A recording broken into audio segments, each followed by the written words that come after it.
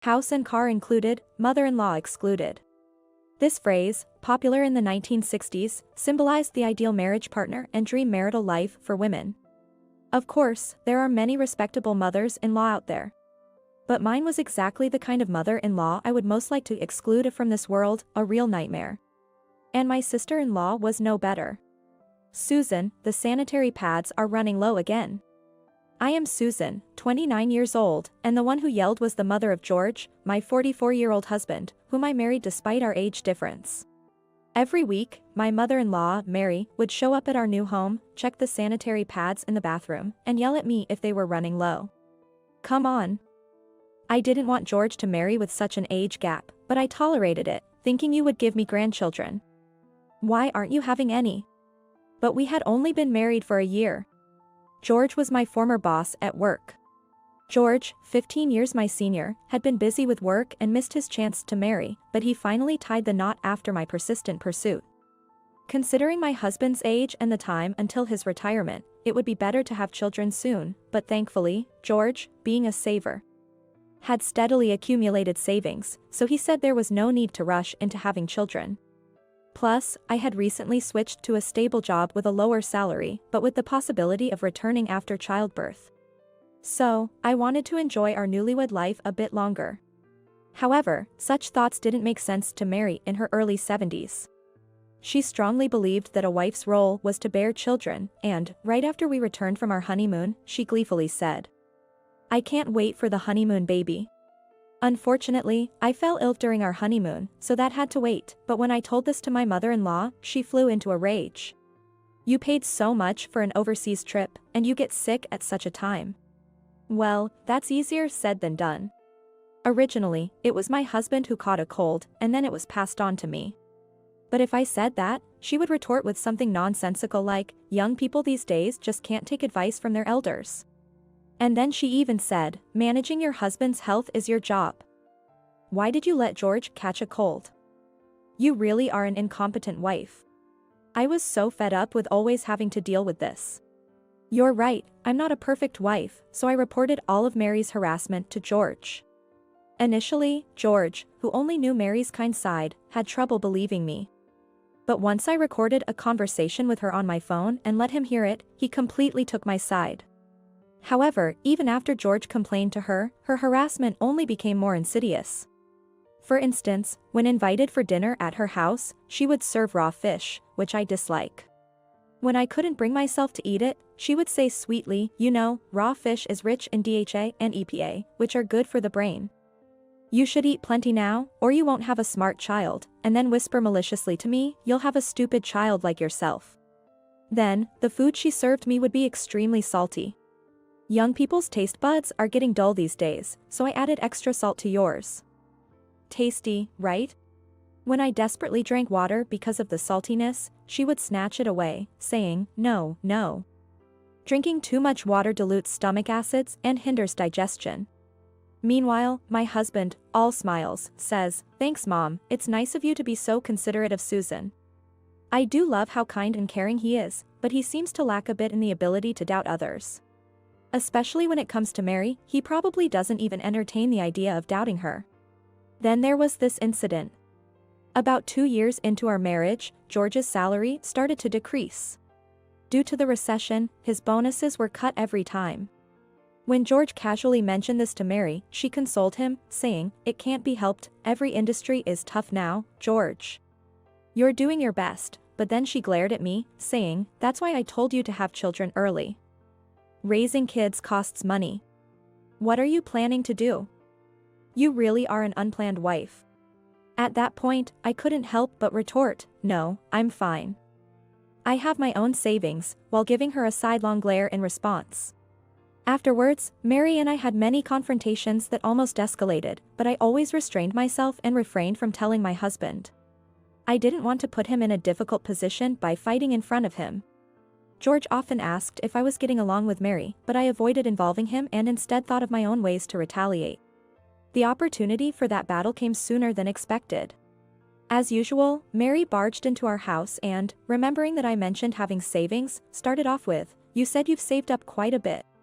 And then demanded, what's yours is your husband's, and what's your husband's is also his parents'. Tell me how much you have saved. Why should I? I just told you. And what would you do with that information? She was momentarily taken aback by my response, then said, you can't possibly manage money properly, can you? That's quite rude, you know? I am 30 years old, I replied. To me, you're just an inexperienced fool in life. That's why I'm saying I'll manage it for you. I'm fine, thank you. My savings are mine, not yours or my husband's. I don't need someone else to manage them for me. When I firmly countered, she yelled back, who do you think you are, talking back to me that? If you keep this up, I'll make sure you get divorced. Divorce? Can she really think she has the power to do that? And who do you think you are? Are you really okay with saying such things to me? I replied and left her house. The next day, she called me with a tone of triumph. Susan, you remember what I said yesterday, right? About divorce? I've granted your divorce. I've filed for divorce mediation for you. Not that I hadn't anticipated something like this and hadn't already looked into it. As she proudly informed me, I replied. You can't just dissolve someone else's marriage. If you forged our signatures and submitted the paper, that's a crime called falsifying an official document. Hearing this, her voice began to tremble. A crime? Yes, technically, it's punishable by up to 5 years in prison, I said, deciding to scare her a bit. Though in reality, such offenses often result in a fine, I didn't tell her that. Oh no. I already sent it. Turns out, she had indeed forged our signatures and submitted the paper for divorce mediation. Understood. I'll report this to the police then, I said. Wait. Please, don't call the police. It was just a joke, a little joke. Do something, please, she pleaded. It's not an exaggeration, it's a legal offense with established penalties, I told her. Upon hearing this, Mary finally broke down crying. Are you okay with having a criminal in the family? It was just a little joke. Please do something. She must have been really scared. Reluctantly, I asked her how she mailed the document. She used a service that leaves a delivery record, not regular mail. Since she posted it after 7 p.m. last night. I told her to immediately call the post office with the tracking number as there might be a chance to stop it. Following my advice, she immediately called the post office. Later, I heard that it was fortunately retrieved. At the same time, I rushed to the local court and filed a non-acceptance of divorce mediation form. This would invalidate any papers she had forged. Listen, Mary, if you ever do something like this again, I will tell George everything. I warned her, ensuring she promised never to do it again. I could have reported her to the police, but I hesitated to bring legal trouble upon my beloved George's mother. This threat seemed to work, as she behaved herself for a while. However, an enemy also scratches when cornered. She enlisted Lily, George's sister who had returned home after a divorce, into her scheme. Lily, for years younger than George, had been kicked out of her marital home due to repeated infidelities. Yet, this irresponsible woman dared to lecture me. Susan, when do you plan on having kids? I don't know how you can stand being George's wife without them, she said. I really didn't want to hear that from someone who had 3 children with her affair partners. Mary and Lily teamed up to call me a worthless wife and a barren woman. So I said. Well, George is already 44 years old. I read a study saying that men's fertility declines after 35. Even if I divorced George and he remarried, the chances of having children would be low, wouldn't they? Shocked, both of them just stared at me as I continued. And do you really think George would find a new wife? A house where a 70-year-old mother-in-law and a 40-something sister-in-law harass the wife? I doubt any woman would willingly marry into that situation. We're not harassing you. You're not aware of it? Maybe I should consider divorcing George as a test, I joked, and their faces turned ashen. If you do that, we'll demand alimony and a share of the assets. You said you had a lot of savings, right, Susan? Yes, about $50,000. Then I'll take half of that. I won't give it to you, I responded. Property division means splitting everything in half. You don't even know that, Lily sneered, and I laughed back at her. I'm aware of that. But property division only applies to assets acquired during the marriage. What? That $50,000 I saved it all before I got married, so it's not subject to division. And why do you think you're entitled to any of it anyway? They were speechless at this point. Oh, and by the way, caring for you, Mary? That has nothing to do with me. Best of luck. What? Taking care of parents is the wife's job. Not at all. The law dictates that blood relatives are responsible for care. So, I don't have to do it. That's ridiculous. I have 3 children, Lily said. Whether you have children or not, you can't escape your responsibilities as a blood relative. I smiled at the two of them, shocked and wide-eyed. Later, I told George everything. He became furious and unilaterally decided to put Mary in a nursing home. With George's savings from over the years and Mary's pension, it seemed they could afford the initial fee and monthly costs for the home. However, the home is over 3 hours away by car, so we hardly visit. Given her nasty nature, she seems to be isolated even in the nursing home. The family house is in poor condition, and now Lily and her 3 children live there, but it's deteriorating further with each hurricane. With over 10 spots now leaking. We've decided to renounce any inheritance, so the rundown house will go to Lily. It's over 50 years old, poorly lit, far from the station, and in a terrible location. Plus, with few necessary facilities nearby, even if she sells it, she won't keep more than $50,000 after demolition costs. Since Lily's divorce was due to her infidelity, she received no alimony. The father of her children is refusing to pay child support, possibly because they're not his. Since she squandered her assets, she got almost nothing in the property division, so her future looks bleak. Tough luck. I'm Rachel, a 43-year-old contract worker. My husband, Michael, is a 48-year-old company employee. Together with our 4-year-old daughter, who attends preschool, we're a family of 3. Since getting married, we've been living in the town where my husband's parents reside. We've been living a peaceful life blessed with a good community, but the only problem has been my mother-in-law, Susan. She's a stay-at-home wife and lives just a stone's throw away. I only remember her making snide remarks towards me. Looking back, she was the only one who urged us for grandchildren when we first greeted her after our engagement. Please show me my grandchild's face as soon as possible. At that time, I was nervous and wanted children myself, so I think I just nodded along. It was somewhat expected, given we live in a rural area and she's elderly. But after the marriage, her snide comments became more frequent, and her demands for a grandchild intensified. She even told me when my husband wasn't around that she was originally against our marriage. Rachel, haven't you got any news about a baby yet? Yes. But, you know, it's a blessing, so we can't really do anything about it. That's what young people say. You can't afford to be so leisurely, given your age. Right. After all, I was against your marriage. I didn't say it at the time because Michael stopped me.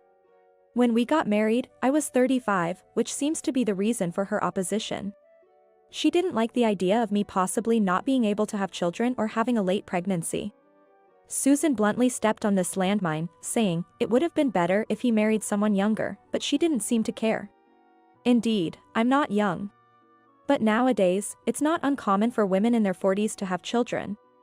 And I think it's fine to live happily with my husband even if we can't have kids. I thought my husband shared the same view, but I've started to feel uncertain. What if he secretly shares the same thoughts as his mother? After all, she raised him, so it wouldn't be surprising if they shared common values. Come to think of it, we've never really had a thorough discussion about having children. Susan frequently contacts me for trivial matters. Being called upon often and living nearby, it's hard to say no. Every time we meet, she urges me for grandchildren. Moreover, it always comes with a snide remark about my unchangeable age. It's hard being insulted about things like my appearance, educational background, and career history, things I can't change. Even my every move is constantly criticized. What's even more unbearable is how she implies that my parents are to blame. As for my father-in-law, he turns a blind eye. He's more of a pushover than kind and doesn't assert himself much. Feeling depressed by the situation, I talked to my mother and friends, but there was no solution. It's been hard to discuss these small, day-to-day issues with my husband, so I've been silently enduring them for a while. My husband isn't abusive or violent, but he does have a traditional, dominant attitude, and rarely listens to me attentively. He's told me that he's happy for me to become a stay-at-home wife whenever I'm ready. I'm worried that if I complain, it might lead to me being forced to quit my job. But I thought I might become mentally ill if things continued this way, so I talked to him about half a year after we got married. I think he finally understood how cornered I felt, and he listened to me properly. About how Susan constantly calls me for errands. How I'm used like a driver, a delivery person, or a shopping service. Regarding the expenses, I've mentioned it before, but she never contributes, and we have to pay out of our household budget. When I brought it up one of those times, you told me to just pay for it, so I've been doing that. Did I? But, is it really that bad? Each expense isn't large. But it adds up, especially since she asks me to shop at least once or twice a week. I handed over a pile of receipts and bills I had been saving to my husband. They were from various places, a supermarket a bit far away, a home improvement store, various restaurants, a patisserie, a bakery, and a clothing store. Just the receipts I had kept amounted to a heavy stack. Including the shops in the shopping district that don't give receipts, the expenses added up to several $100s a month. In addition, there was the task of driving Susan around. Since I work, it's often only one-way trips. I'm asked to either take her in the morning or pick her up in the evening. Sometimes, it takes over an hour to drive just for her. Often, it's far from my workplace or in the opposite direction. The gas costs are significant. It's not an amount I can't pay, but it's hard to keep paying this way. Susan can live on her pension, right? Plus, it seems like she's always giving things to your sisters. What? Really? On weekends, I'm asked to drive less, but that's because my sister-in-law's family comes to visit from the neighboring city. Some of the errands I'm asked to do seem to be for my sisters-in-law. Like buying cakes on the weekend or sending packages to my sister-in-law during the week. I'm guessing, but given her attitude, I doubt my in-laws are paying when they go shopping or dining out with them. I think she also gives them gifts and pocket money for special occasions. I've seen such scenes that suggest this. But, you know, what really hurts isn't about the money. I told my husband, summarizing what Susan had said.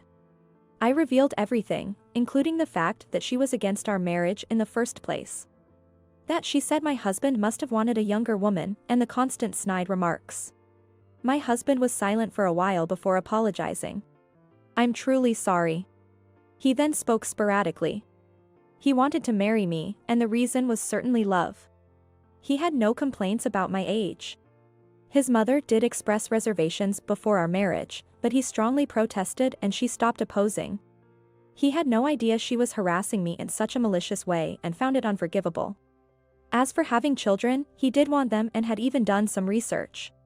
We've been married for half a year, so how about we see a doctor? I'm not insisting on it, though. We don't have to go. And we can think about it based on the results. Having children would be wonderful, but our life together is just as happy. I want us to stay together. I was already crying by then. As I sobbed, my husband continued, soothing me. He would talk sternly to his mother. I could refuse to do the shopping and driving since I had a job. He would check with his sister and talk to his mother, but not because he doubted me. He just wanted to hear their side. He trusted me and believed everything I told him. I'm sorry. I can only apologize, but please forgive me. And he asked me to consult him if I had any troubles in the future. Since then, the attacks from Susan have decreased. My husband's words must have had an effect, and I also tried to keep my distance as much as possible. Perhaps due to the reduced stress, we were blessed with a daughter in our 3rd year of marriage. Susan, predictably, made snide remarks about having a girl. Even now, she continues to blame me for not producing a male heir. But I no longer care, and I don't have the time to bother. My husband adores our daughter more than I expected, helping with transport and baths. I was prepared for solo parenting, so his help is a relief, but it's still tough. However, I'm happy that we can watch our daughter grow together. Then one day, when my husband was off, we got a call from Susan. Hello, Rachel? Do you have a minute? What's the matter, Susan? She asked if I was home, so after a moment's hesitation, I decided to answer honestly. Today, being Michael's day off, we were on our way to Costco. Oh, perfect. We're also heading there. Let's meet up. Susan probably knew that we shopped at Costco 2 or 3 times a month when Michael had a Wednesday off. She had mentioned wanting to join us before, so this seemed deliberate. Your parents are coming too. I see. When we met up, Susan was unusually excited, and my father-in-law was as inconspicuous as ever. I mentioned we wouldn't buy perishables as we had to pick up our daughter from her lesson afterward, which disappointed her. But she quickly recovered. She browsed, murmuring, this for Amanda, this for Emily, and even shopped for friends and neighbors, filling the cart quickly. I was surprised that she was shopping not only for herself but also for friends and neighbors. Soon, the cart was filled to the brim, and Michael seemed astounded. As expected, after thoroughly enjoying her shopping, Susan, before queuing up for the checkout, said, I'm just going to the restroom. I'll wait for you at the food court once I'm done. With that, she swiftly left, abandoning the overloaded cart and my father-in-law. Once she was out of sight, Michael and I couldn't help but laugh. We sorted through the items, paying only for our stuff. When it was our turn, Michael told the cashier, please separate the remaining items. They're for the person who's in the restroom. We left payment to my father-in-law, saying, Dad, could you handle the rest? Michaela is waiting, so we need to go. Please tell Mom. Okay, sure. Let's head home, Rachel. Yeah. There's a postscript to this story. That day, I received countless calls and messages from Susan, which I ignored with Michael's agreement. She was asking why we left and needed money. 2 weeks later, when we thought Susan had nothing more to say, my husband received a call from his sister. She was very angry. In the neighborhood, Susan was being ridiculed as a moocher, and my sister-in-law was also affected. I then remembered greeting a neighbor's wife at Costco's exit that day. Perhaps she thought it suspicious that we left my father-in-law with the remaining items. Mom and Dad didn't have enough money, and you left them there without helping? What were you thinking? My father-in-law had told the neighbor's wife that we paid only for our items and left them behind. The wife we met is known as the neighborhood influencer. With her sharp intuition and keen observational skills, she must have understood everything from our brief conversation. Michael sighed and told his sister, we've covered for them enough. Why don't you help sometimes? You always get help from Mom. I wasn't there. You're in the same boat. If you're so concerned, go and help. And just so you know, we never received any help from Mom and Dad. Really? My husband explained that we have received nothing from his parents. This was thorough, to the extent that we didn't even receive a wedding gift. Of course, we also didn't receive the benefits his sisters usually enjoy. Not even birthday presents or New Year's money for our daughter. My sister-in-law is not heartless. She seemed genuinely unaware of the financial situation and was apologetic when she found out. I'm sorry, I didn't know. I'll talk to Mom right away. After that, it seems Susan was harshly criticized by my sister-in-law. Even my father-in-law scolded her severely. Since then, Susan has become much quieter, allowing us to live peacefully while maintaining a healthy distance.